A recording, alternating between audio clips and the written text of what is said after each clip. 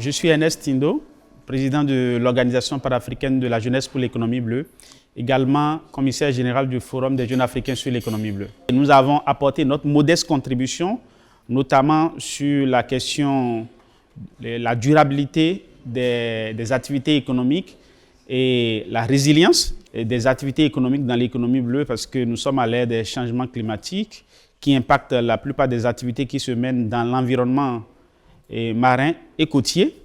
Et donc, nous avons souligné un certain nombre d'aspects clés, notamment la digitalisation qui doit apporter au transport maritime et au port une certaine productivité, mais aussi la réduction de l'empreinte carbone.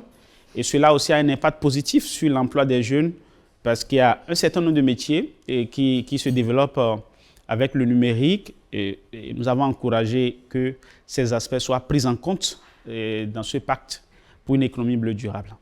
En ce qui concerne les ressources halieutiques, nous avons fait des propositions, la pêche en lien avec l'aquaculture, parce que pour réduire la pression sur les ressources sauvages, il est important qu'au niveau du continent, développer l'aquaculture, cela va aussi générer de l'emploi pour les jeunes, développer une chaîne de valeur autour de l'aquaculture pour la sécurité alimentaire, parce que c'est très important pour l'évolution démographique sur le continent. L'Afrique est un continent jeune, mais aussi un continent peuplé.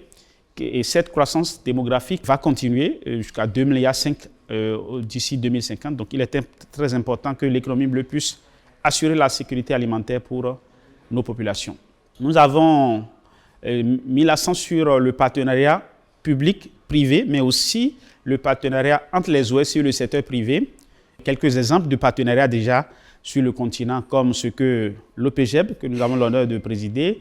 En ce qui concerne spécifiquement le collège dédié à la société civile, nous avons souligné avec l'ensemble des autres collègues la nécessité de converger les actions des OSCE sur le continent, les OSCE qui interviennent dans différents secteurs, afin que les organisations de la société civile puissent parler d'une même voix, afin qu'elles puissent aussi converger leurs efforts pour davantage réussir des plaidoyers solides auprès des gouvernants pour que la question de la protection de l'environnement, la question de l'inclusion, la prise en compte des populations côtières, les femmes et les jeunes dans l'économie bleue soit une réalité. Je vous remercie.